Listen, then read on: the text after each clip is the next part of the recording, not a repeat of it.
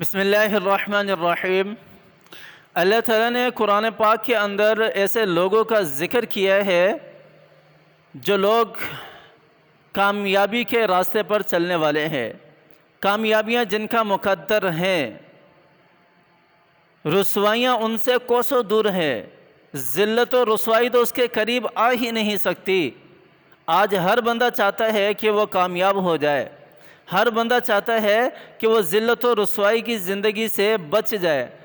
آج ہمارے معاشرے کے اندر چھوٹی چھوٹی باتوں پر، چھوٹی چھوٹی چیزوں پر ذلت و رسوائی اٹھانی پڑتی ہے ہمیں۔ آئیں ذرا قرآن کی طرف بھی تو دیکھیں، قرآن کیسے لوگوں کو کہہ رہا ہے کہ یہ لوگ کامیابی کے راستے پر چلنے والے ہیں، کامیابیاں ان کا مقدر ہے، منزلیں ان کا مقدر ہے، دنیا بھی انہی کی ہے اور آخرت بھی انہی کی ہے۔ ذرا قرآن کی طرف بھی تو آئیں نا۔ ہم تو کامیابی کس چیز میں سمجھتے ہیں کہ جس کے پاس پیسہ بہت زیادہ ہے وہ کامیاب ہے۔ ہم کامیابی کس چیز میں سمجھتے ہیں کہ جس کے پاس گورنمنٹ جاب، آج کل تو یہ بڑی وہ چلی ہوئی ہے، فضا بنی ہوئی ہے ہر بندے کی کہ بس ہمیں کسی نہ کسی طریقے سے گورنمنٹ جاب مل جائے اور آرام سے بیٹھ کر کھائیں۔ گورنمنٹ جاب ملنے کے بعد تو اس کے اوپر ذمہ داریاں زیادہ آ جاتی ہیں، وہ تو پوری عوام کو چلانے والا بن جاتا ہے۔ کلکم راع و کلکم مسئول عن رعیتہ۔ ہم تو اپنے گھر کے افراد کا ہی حساب کتاب نہیں دے سکتے جو ہماری چھوٹی سی رعایا ہے، اور گورنمنٹ جاب لینے کے بعد جو ہماری رعایا اتنی بڑھ جاتی ہے تو اس کا حساب کتاب ہم کس طرح دیں گے؟ تو ہمارے نزدیک جو ہے کامیابی وہ گورنمنٹ جاب ہے، ہمارے نزدیک کامیابی پیسہ ہے، ہمارے نزدیک کامیابی وہ ہے جس کے پاس بہت زیادہ زمینیں ہیں، جائیدادیں ہیں، جو بڑی بڑی گاڑیوں میں گھومنے والا ہے، جو بڑے بڑے بنگلوز میں رہنے والا ہے۔ ہمارے نزدیک تو وہ کامیاب شخص ہے، ہمارے نزدیک تو یہی شخص کامیاب ہے نا۔ ہم تو اسے ہی کامیاب سمجھتے ہیں۔ یہ کامیابی نہیں ہے، یہ دھوکہ ہے، یہ دھوکہ ہے، یہ دھوکہ ہے۔ دنیا کی تو ہر چیز دھوکہ ہے۔ کل من علیہا فان ویبقی وجہ ربک ذو الجلال والاکرام۔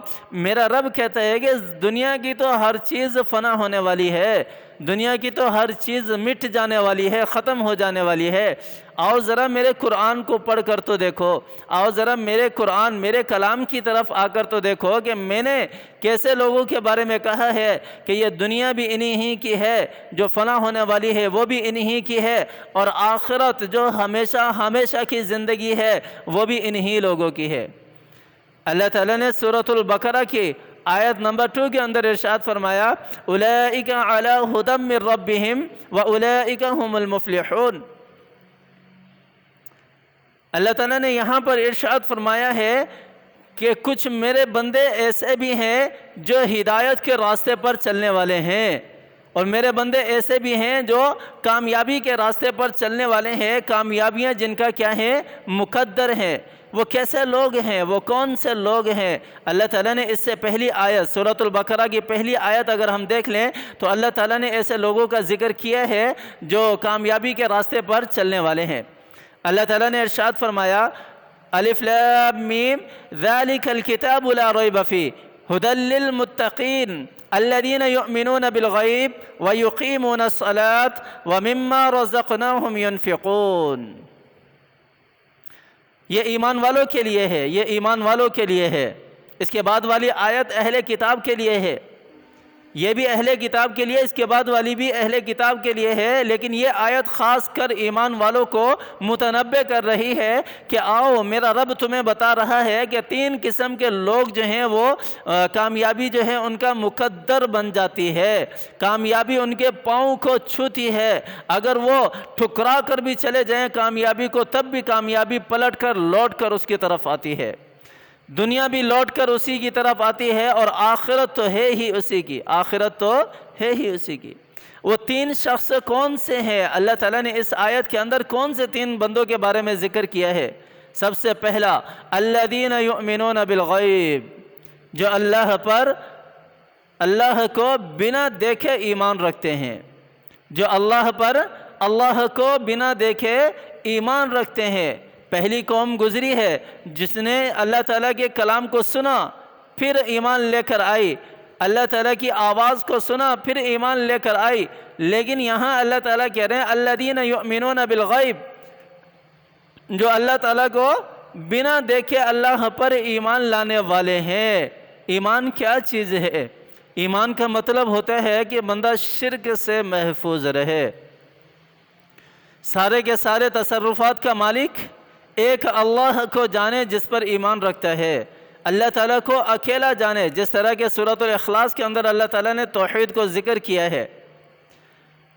تو ایمان کا مطلب ہے کہ بندہ شرک سے محفوظ رہے. شرک ایسا گناہ ہے جس کے بارے میں اللہ تعالیٰ نے ارشاد فرمایا کہ وہ میں کبھی کسی کو معاف نہیں کروں گا.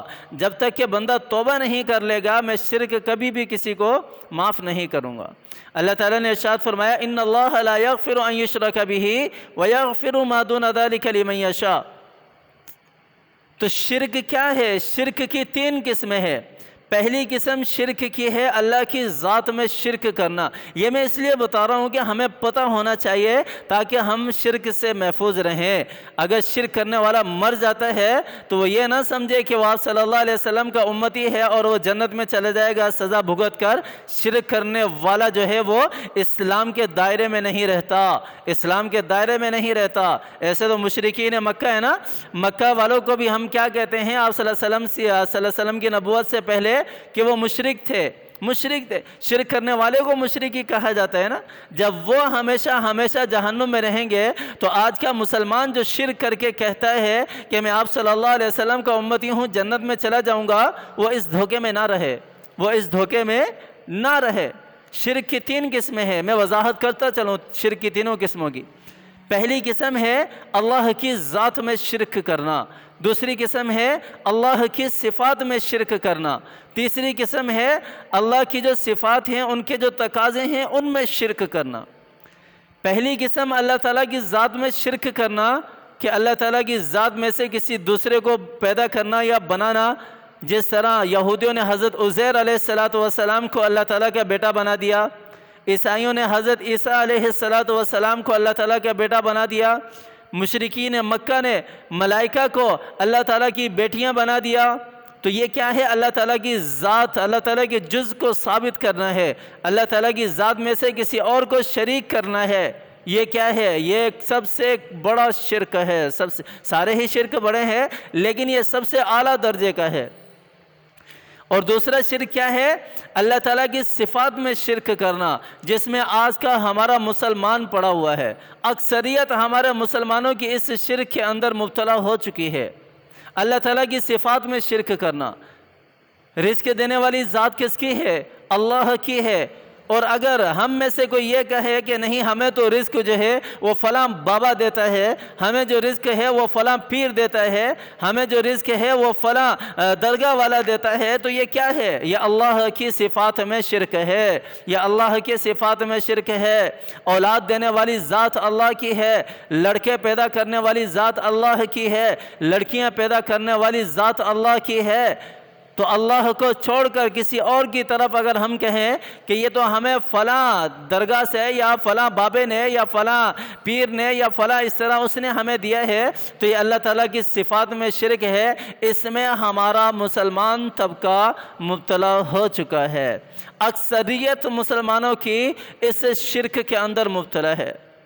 یہ بھی بڑا شرک ہے، یہ بھی کبیرہ شرک ہے. یہ کوئی چھوٹا شرک نہیں ہے، یہ کوئی چھوٹا شرک نہیں ہے، یہ بھی بڑا شرک ہے.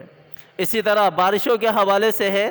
اللہ تعالیٰ نے قرآن پاک کے اندر ارشاد فرمایا ہے کہ بارشوں کا علم صرف مجھے ہے، اور ہم نیٹ کے اوپر ویدر پہ سرچ کر کے کہتے ہیں کہ بھئی آج بارش ہوگی، کل بارش ہوگی، پرسوں ہوگی، اور ایسے یقین کے ساتھ بات کر رہے ہوتے ہیں کہ ہمارا ایمان، ہمارا یقین جو ہے وہ سارا کا سارا ویدر کے اوپر بن گیا ہے. میرے رب نے قرآن پاک کے اندر ارشاد فرمایا ان اللہ عندہ علم الغیث، کہ بارشوں کا علم تو صرف مجھے ہے. اللہ تعالیٰ فرما رہے ہیں کہ بارشوں کا علم تو صرف مجھے ہے.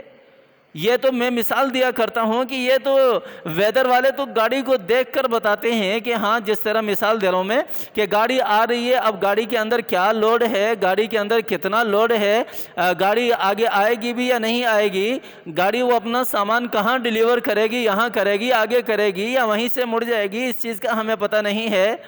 تو یہ بادل بھی اسی طرح ہے، ویدر بھی یہی بتاتا ہے کہ بادل آ رہے ہیں۔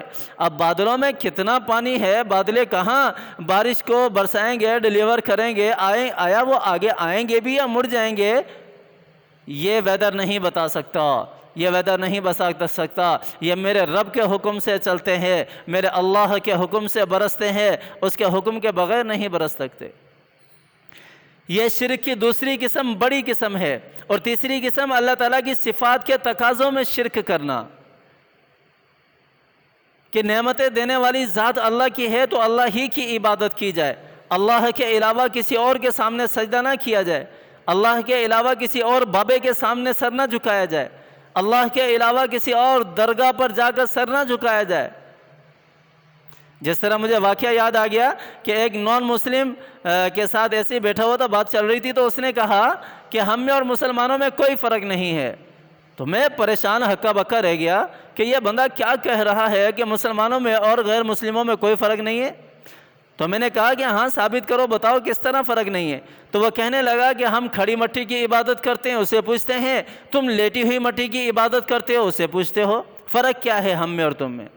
ہم بھی کہتے ہیں کہ ہمارے لیے یہ وسیلہ، یہ ذریعہ بنتا ہے ہمارے جو خدا ہے اس تک لے جانے کے لیے، اور تم بھی وہی کچھ کر رہے ہو۔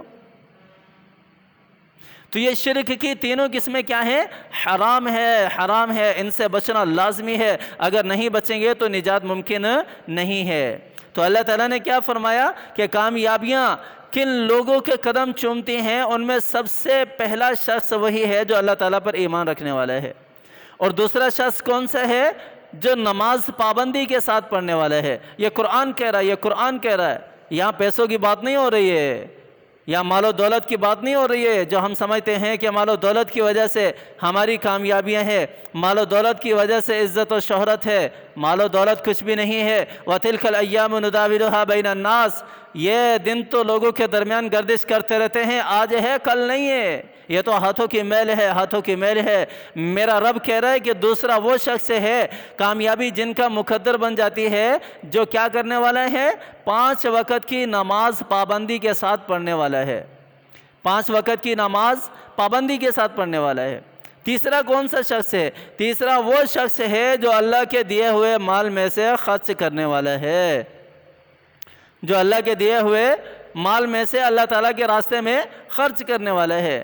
ہم تو کہتے ہیں کہ مال آئے جمع کریں پھر ہماری عزت ہوگی، میرا رب کہہ رہا ہے کہ نہیں، اس کو نکالو، اس کو نکالو، پھر تمہاری عزت ہوگی۔ انما اموالکم و اولادکم فتنہ، یہ مال تو تمہارے لیے فتنہ ہے، آزمائش ہے، یہ تو تمہیں پریشانیوں میں مبتلا کرنے والی ہے، یہ تو تمہیں مصیبتوں میں مبتلا کرنے والی ہے، اسے نکالو پھر تمہیں عزت ملے گی، پھر تمہیں عزت ملے گی۔ وَمِمَّا رَزَقْنَاهُمْ يُنْفِقُونَ، جو مستحق لوگ ہیں، جو محتاج لوگ ہیں، ان کے اوپر خرچ کرو، زکوٰۃ نکالو، صدقہ و خیرات کرو۔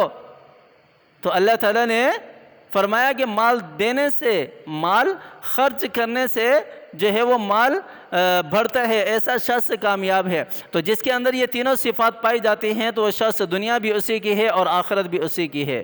تو اللہ تعالیٰ ہمیں سمجھ عطا فرمائے، اللہ تعالیٰ ہمیں قرآن سے محبت کرنے والا بنائے۔ اللہ تعالیٰ نے قرآن میں ایک ایک چیز کو واضح کر کے بتایا ہے، سمجھایا ہے ہمیں، ہم سمجھنے والے نہیں ہیں، ہم سمجھنے والے بن جائیں۔ اللہ تعالیٰ کے قرآن پر جس طرح ایمان ہے اسی طرح اس پر عمل کرنے والے بھی بن جائیں۔ اللہ تعالیٰ مجھے اور آپ کو عمل کرنے کی توفیق عطا فرمائے۔ آمین ثم آمین، وآخر دعوانا۔